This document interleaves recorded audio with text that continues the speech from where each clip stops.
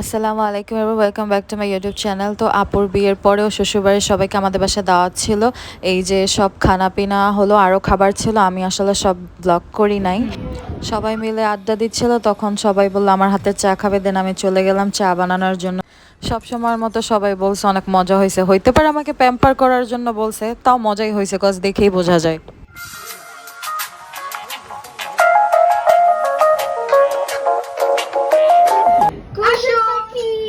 Look at me.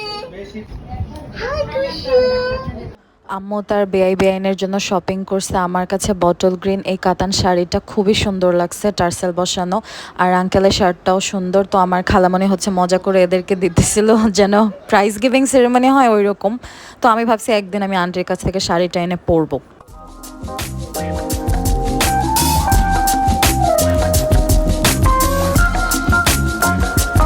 আসসালাম